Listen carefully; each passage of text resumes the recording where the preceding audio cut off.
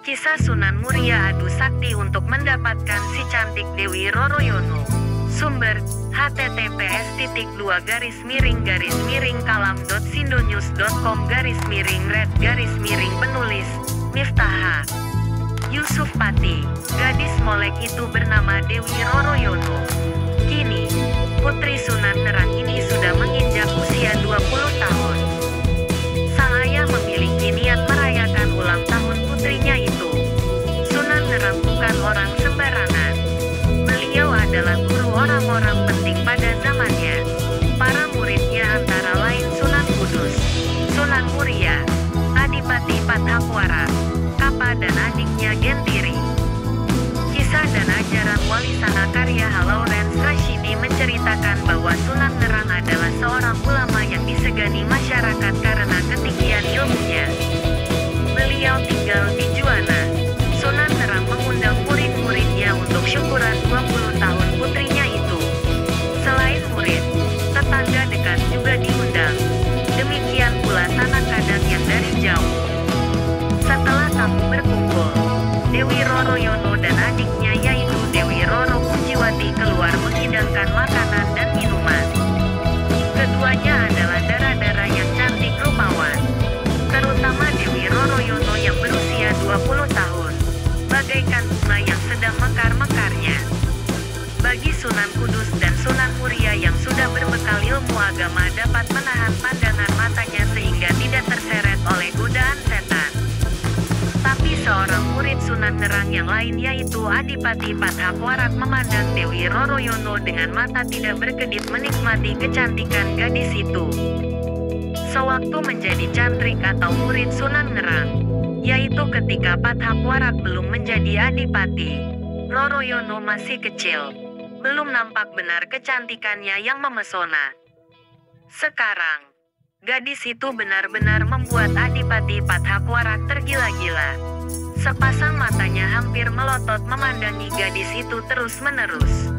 Karena dibakar birahi yang menyala, Pathakwara tidak bisa menahan dirinya. Dia menggoda Roroyono dengan ucapan-ucapan yang tidak pantas. Lelaki mulai bertindak kurang ajar. Jelas saja Dewi Roroyono merasa malu sekali. Lebih-lebih ketika lelaki itu berlaku kurang ajar dengan memegangi bagian-bagian tubuhnya yang tak pantas disentuh. Si gadis naik hitam. Nampan berisi minuman yang dibawanya sengaja ditumpahkan ke pakaian sang adipati. Pathakwara menyumpah-nyumpah. Ia naik hitam. Sementara para tamu menertawakan kekonyolannya itu. Hampir saja Dewi Roroyono ditamparnya kalau tidak ingat bahwa gadis itu adalah putri gurunya. Dewi Roroyono memilih lari masuk ke dalam kamarnya. Gadis itu menangis sejadi-jadinya karena dipermalukan oleh Pathakwara. Malam hari tamu-tamu dari dekat sudah pulang ke tempatnya masing-masing. Tamu dari jauh terpaksa menginap di rumah Sunan Nerang. Mereka yang menginap itu termasuk Pathakwara dan Sunan Muria. Pathakwara memiliki niat tak terpuji. Lelaki yang sudah dibakar nafsunya itu tak dapat memejamkan mata kendati malam telah larut. Pathakwara kemudian bangkit dari tidurnya mengendap-endap ke kamar Dewi Roroyono. Gadis itu disiratnya sehingga tak sadarkan diri. Kemudian melalui genteng Pathakwara melorot turun dan membawa lari gadis itu melalui jendela. Dewi Roroyono dibawa lari ke Mandalika, wilayah Keling, Jepara.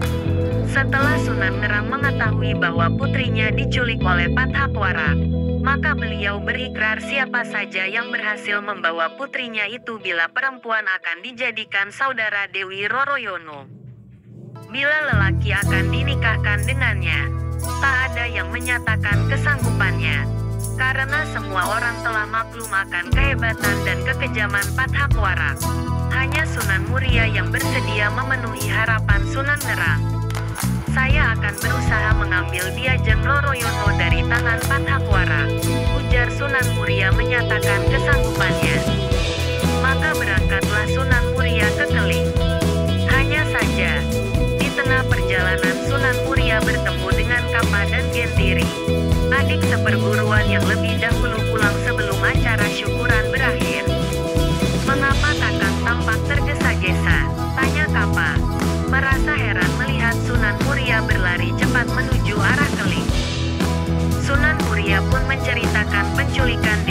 Roroyono oleh Pathakwara.